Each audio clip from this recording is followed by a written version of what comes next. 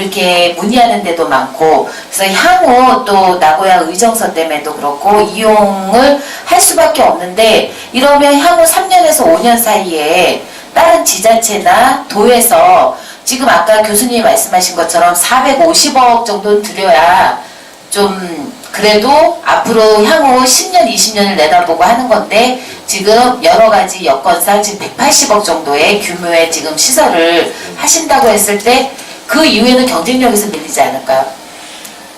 근데 최근 그 정부 지원 정책이 기반 구축 사업은 지원을 안 해주려고 합니다.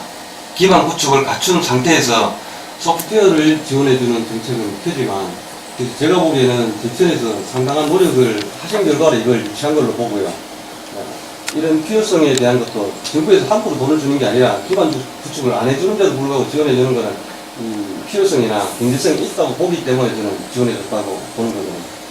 예, 우리 교수님도 잘 알다시피 저희가 제천시에서 한방에 관해서 지금 10년 이상 선정을 해서 많은 투자를 했는데 눈에 보이는 가시적인 효과가 없고, 또 지금 일례를 들면 한방 지금 그 공원이 여러 가지 그 운영 면에 있어서 잘 활용이 안 되다 보니까 시민분들은 이제 이 한방에 대한 정말 이 그 기대 효과나 이런 거에 성장 동력에 의아심을 품고, 그래서 이제 우리 의원님들도 마찬가지예요. 저희는 이제 시민분들의 의견을 들어서 이런 거에 대한 이제 심의를 하고 하는데, 과연 이 사업이 정말 또 다른 우리 한방 그 인프라처럼 우리에게 제천시에 여러 가지 효과 면에서 또 떨어지진 않을까. 그래서 또 심혈을 기울이는 겁니다. 그래서 근데 이 교수님, 저희가 또 전문가가 아니기 때문에, 그래서 제가 교수님이나 관련된 분들의 이야기도 좀 들어보고 싶다.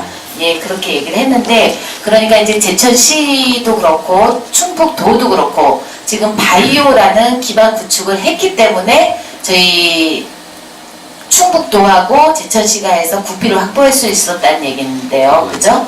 네, 알겠습니다. 부가적으로 말씀드리고 싶으면 엑스포공원 같은 경우는 실제 어떤 사업을 만들어내는 데 투자된 건 아니기 때문에 이 사업하고 성격은 다르다고 보고요. 이 사업은 향후에도 다른 지자체가 우리가 유치한다면 유치하기는 쉽지 않을 거라고 보고 있습니다. 네, 알겠습니다.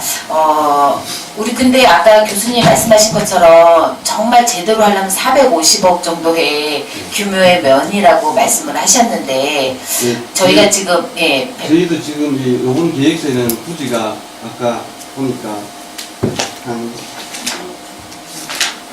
5천, 예, 5,000평 정도. 정도인데, 저희 그러니까 완스택? 최소한 이제 원스톱으로 좋은 보관시설, 가공, 추출, 농축, 생산 라인까지 가면은 8,000평 이상의 부지가 있어야 이제 제대로 된 사업을 할 수 있는 규모를 갖출 거는 그렇게 보고 있습니다.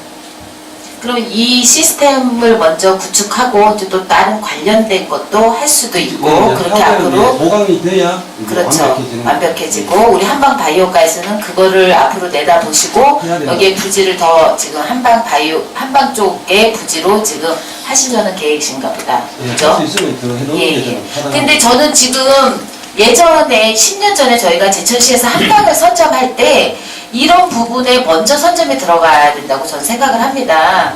이게 직접적인 우리 시민들하고의 그거고, 일자리 플러스 한약재 그 생산 기반 뭐 여러 가지 이건데, 저희 제천시에서 먼저 투자한 거는 지금 엑스포 공원이라는 얘기죠. 박물관, 발효박물관하고, 예, 그 박물관에서는 그냥 보고 지나간 건데 이것까지 같이 구축을 했으면 시너지 효과가 나는데, 지금 여러 가지 상황이 그렇게 된 상황 같습니다. 예, 여하튼 알겠습니다. 설명 감사합니다. 예, 다른 궁금한 사항 없습니까? 예. 의원님, 네. 의원님 혹시 하시는 궁금한 사항 없으십니까? 근데 예, 말씀하실래요? 예. 설명을 잘 들었는데요. 사실은 이제 한방바이오과 우리 과장님께서 이런 생각을 갖고 용역까지 주어가지고 좋은 설명을 잘 들었습니다. 문제는 우리 김권임 위원들 얘기하고 우리 동료 위원들 얘기했지만은 이곳이 지금 천연물이라는 것이 보니까 한약재 예상하는 거 아니에요? 맞습니까? 예, 그렇습니다. 한약재. 그래서 이제 거기서 이제 그 추출을 해가지고 그게 이제 화장품도 되고 이제 여러 가지 이제 그런 걸 되고 있는데, 그러면 제천이 그 한약재, 그죠? 한약재는 이 황지라든지 여러 가지가 있지 않습니까? 이러한 그 한약재에 우리 그 농가들이 처음에는 상당히 그 참 덕산이라든지 이런 쪽 남부 쪽에서 또 송악 쪽에서 많이 했는데, 아까도 교수님도 말씀 중에 제일 그 문제점이 한약재가 이 재료가 좀 부족한 것이 문제다, 이런 말씀을 하셨어요. 그래서 이 문제는 상당히 저 신경 써야 된다. 이걸 어떻게 하면 이 한약재를 약초를 그 재배하는 농가가 좀 활성화돼가지고 좀 더 이렇게 많은 그 재배를 할 수 있어야 되는데, 지금 담비 인삼공사 같은 경우 지금 우리가 저기 그 히텔 사업을 줬지만은 좀 상당히 어렵게 돼 있어요. 문을 닫을 지경이라고. 그리고 또 이 자료를 보게 되면은 거의 자꾸 감소해. 이런 문제에 대해서 이 참 상당히 좋은 그런 그 사업에 그걸 갖고 있지만은 만약에 그게 뒷받침이 안 됐을 경우에 이 큰 문제가 될 수도 있다. 이런 쪽에서는 우리 담당 과장께서 그런 그 농가 쪽에서의 그런 그 약초 재배를 더 활성화될 수 있는 방법도 제일 큰 게 그거예요. 그것이 만약 안 됐을 경우 이거 어디서 구합니까? 약초 모든 것들이 재료를. 그래서 이제 그런 쪽에서의 제일 걱정이 이제 되는데, 그런 쪽에서의 활성화를 좀 주문하고 싶어요. 제가 생각하기에는 아까 말씀 나눈 것들은 대기업에서 쓰는 물량을 가지고 이야기하다 보니까 이 물량이 부족하다고 그러지만, 이 시설은 대기업만 위한 시설이 아니고 일반 사업자들이 자체 내에서 생산해서 농축을 못하는 사람들은 다 의뢰를 할 수 있습니다. 그렇기 때문에 작은 소규모 기업들도 의뢰를 해서 추출해 갈 수가 있고요. 그 지역에 있는 약재를 소량이라도 사용할 가능성은 다분히 가지고 있는 거죠. 제가 구체적으로 잘은 모르지만 지금 우수한약재 유통센터에서는 자체 생산량만 가공을 하지 외부 물건에 대한 그런 이런 용역은 해주지 않는 걸로 알고 있어서. 한국담배에서. 네, 예, 네, 그렇죠. 맞아요. 거기는 예, 그거. 자체 물량만 하지 외부의 거를 소화를 안 해줘서 문제지, 그거를 하면은 활용도는 훨씬 높아질 걸로 저희들은 보고 있습니다. 물론 이제 그런 점도 네. 있지만 우리가 지금 우리 제천 관내에서 약초 재배 그 농가가 줄어든다는 게 문제라 이거죠. 그런 쪽에서 예. 우리 제천시는 그래도 이런 것이 들어서게 되면은 농가가 뭔가 좀 더 활기를 갖고 예. 많이 재배를 해서 소득을 올리는 것이 참 중요적이거든. 근데 그게 다른 외국에서 와가지고 공장 차려가지고 하게 되게 되면 그런 우리 문제도 있으니까, 그런 쪽에서 어떻게 좀 이렇게 좀 생각해 본 적 있으세요? 그러니까 아까 말씀드렸듯이 이게 생산자로부터 가공, 추출, 농축, 제품 생산 라인까지가 제천에 다 구축이 될 수 있으면은 원료를 딴 데서 사올 이유가 없거든요. 옆에 있는 거 샀으면 되니까. 그렇죠. 그런 거를 제천에서 반드시 실현을 해야만 제천 농가도 같이 덕을 볼 수 있고 소득이 높아질 수 있는 거죠. 이 시설은 반드시 구축이 돼야 됩니다. 그리고 추가적으로도 나머지 가공시설이나 제품 생산 라인까지도 구축할 수 있는 쪽으로 제천시에서 추진을 해야 될 걸로 봅니다. 이 같은 역량에 대해서 한번 문제를 드렸습니다. 기사님.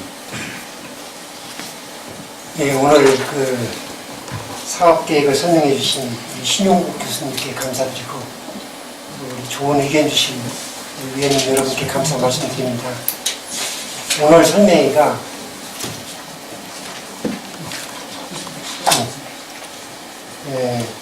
이 사업이 원활히 추진될 수 있는 좋은 계기가 되기를 바라겠습니다. 아까도 말씀드렸지만 이 사업은 우리 시가 우리 테크노파크 바이오센터하고 우리 한방 바이오과하고 오래전부터 계획을 했던 사업이었었는데 예산이 확보되지 못해서 이게 국가한테 지지를 못 받아서 여기까지 추진되지 못했는데, 이번에 예산이 어렵게 이렇게 발전하게 반영이 됐습니다. 우리 시로 봐서는 상당히 의미 있는 이런 사업이라고 생각됩니다. 실제로 이게 한약재가 어렵게 생산이 되더라도 그게 상용화되는데 상당히 문제가 있었습니다. 그렇다 보니까 그 부가가치도 못 올리고 값싸게 이렇게 팔려서 거래가 되다 보니까 중국 사람한테 밀려서 우리가 성장을 잃는 그런 경우가 많았는데 앞으로 이것이 제대로 상용화가 된다면 우리 농가 소득이라든가 또 기업에도 도움이 될 거로 이렇게 저희들은 생각을 하고 있습니다. 우리 업체에서도 많이 와주셨는데 많이 관심 가져주시고 또 관심 가져주시고 성원해 주시기 부탁드리겠습니다. 우리 전략단장님, 김 국장님 하실 말씀 있다고 잠시 듣도록 하겠습니다. 오늘 바쁘신데 이렇게 참석해 주신 데 대해서 거듭 감사의 말씀드립니다. 제가 몇 가지만 잠깐 말씀드리겠습니다. 저희 말씀하신 것처럼 제천 약초의 기반은 생산부터 시작이 됩니다. 그래서 생산 확대를 위해서 지속적으로 노력을 해가고 있습니다. 단지 이제 저희가 계약 재배를 할 수 있도록만 하게 되면은 더욱 박차를 가할 수가 있는 점이 있습니다. 근데 아시는 것처럼 담배 인상 공사를 통해서 계약 재배하는 것 이외에는 본인들이 판매를 하다 보니까 확대 드라이브 할 때 조금 어려운 측면이 있었습니다. 그래서 아까 한국 콜마에서도 말씀하신 것처럼 이 글로벌 추출 시설물을 통해 가지고 계약 재배가 대기업과 이루어지게 되면 저희 시에서도 의원님들의 성원에 힘입어가지고 더욱 확고하게 할 수 있다는 그런 말씀을 한번 드립니다. 그리고 아까 세명대 한해 학생님께서 추출물 시설에 가공 시설 부분도 말씀을 하셨는데 좋으신 말씀입니다. 하지만 저희는 선택과 집중으로 저희가 진행해 나갈 예정입니다. 그래서 무엇보다도 가공 시설이 있어도 추출 시설이 없으면 그 회사는 이전을 하게 됩니다. 실제로 저희 바이오밸리에 있는 어느 기업이 이 추출물 시설 때문에 강원도로 공장을 이전한 기업이 있습니다. 그러한 것과 마찬가지로 우리는 우선은 추출물 시설에 집중하겠습니다.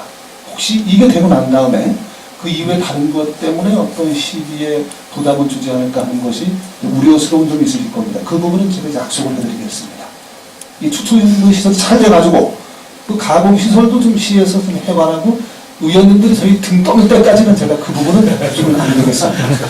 그래서 추출물 시설이 말 그대로 의원님들이 참 어렵게 결정하신 그런 부분이 우리 제천의 내일의 먹거리가 될 수 있게끔 제가 각별하게 담당 부서와 노력을 하겠습니다. 거듭 감사의 말씀을 드립니다. 고맙습니다.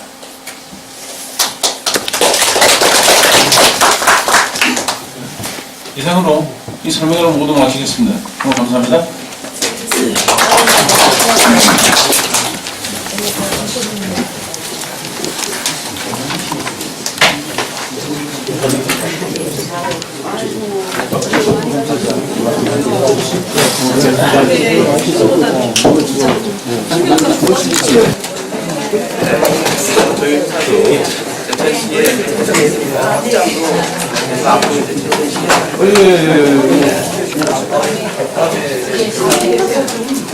알겠습니다.